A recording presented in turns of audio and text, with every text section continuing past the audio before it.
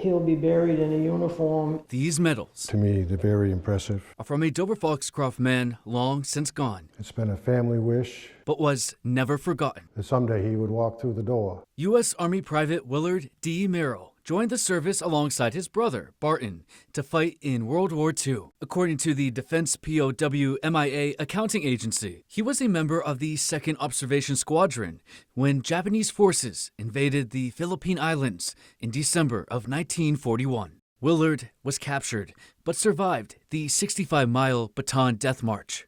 At 21, Willard was a prisoner of war and died in November of 1942. Willard, buried in a common grave, was left an anonymous soldier with no name. Until decades later, a long-awaited resolution came. After extensive research and new DNA testing, Willard's remains were finally identified, and on Wednesday, publicly announced that they've been accounted for. I cried. Now that we have identified him, it's been a lift on my shoulders.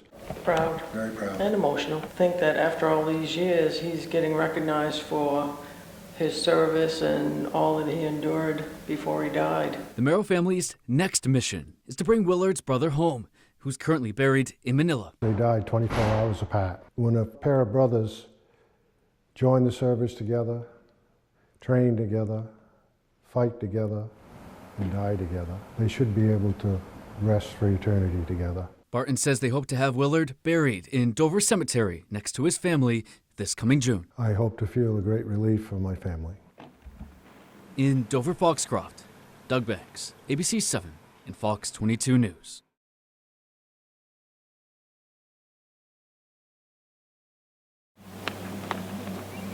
I believe if it's like the statement, no man shall ever be left behind, then it is. Following decades enduring the unknown, relief for a Maine family has finally come.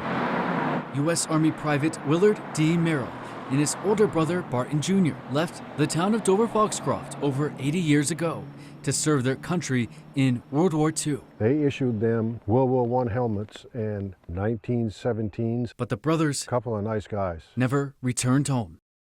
Willard survived the 65-mile Bataan Death March after being captured by Japanese forces, later dying a prisoner of war at 21 years old. It was war. According to the Merrills, Barton met a similar fate. Within a day, according to the letter that I got, Barton's remains were identified in 1947 and buried in Manila. Willard's were not. they didn't have the resources that we have today. Fast forward nearly 80 years to 2019. Soldiers buried in Common Grave 305 were disinterred. 5 years later, Willard was officially accounted for. Barton asked the Army if his uncles could be returned to Maine together, but they declined The rules are the rules. and put the burden of sending Barton back to Maine on the Merrills. I believe in GoFundMes. If some person was really in desperate need, then yeah, I believe in that. But to bring Barton home, the government should be doing that. A casualty assistance officer with the U.S. Army tells us the estimated financial cost to bring Barton back to Maine would be upwards of $20,000. As for Willard, on June 9th, a graveside service with full military honors will be held here at Dover Cemetery. Over 80 years after his passing, Willard will be laid to rest alongside his family. Somehow, because it was my father's and grandfather's wishes that they both be brought home, I feel that I kind of failed a little bit. But I did the best I could do by bringing him home. Now they look to bring Barton Jr. home as well, where a spot in Dover Cemetery Right beside his brother and my dad. will be waiting for him. If it can happen, it can happen. I can live with this and be okay. In Dover Foxcroft, Doug Banks, ABC 7 and Fox 22 News.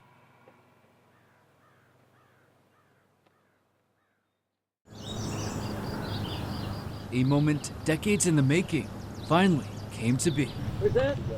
82 years after his death fighting in the Second World War, Private Willard D. Merrill was finally laid to rest in a proper burial in Dover Cemetery Monday morning. For his family, it was a moment of pride and relief. I've got weight lifted off my shoulders. Enlisting in the Army alongside his older brother Barton Jr., The two faced insurmountable odds when Japanese forces overtook the Bataan Peninsula in 1942. The brothers survived the cruel 65-mile Bataan Death March, but months later died as prisoners of war, only hours apart from each other. While Barton Jr. was identified and buried in Manila, Willard remained an unknown soldier. That was until August of last year, when the Defense POW-MIA accounting agency informed the Merrill family Willard was accounted for. They did an outstanding job. Willard was now ready to return home, but Barton Jr. still remains in Manila, putting a long-standing family promise that the two be buried together on hold for now. They were two like one.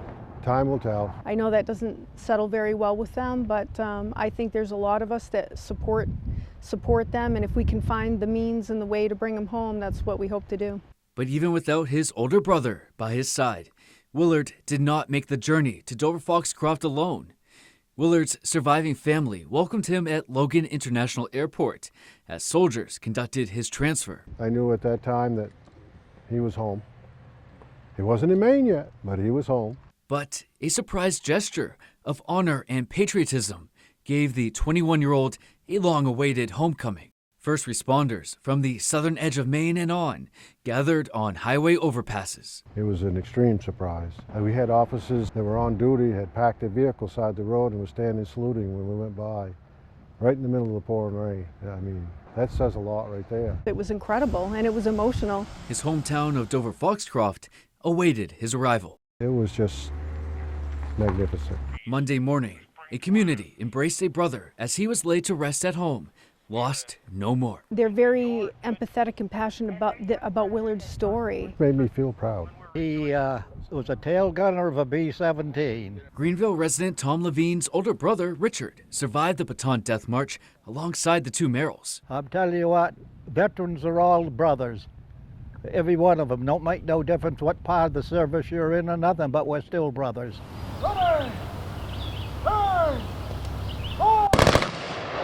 As the flag once draped over Willard's casket was handed to his nephew and niece, it etched the final pages of a chapter in the Merrill family story that's long but over.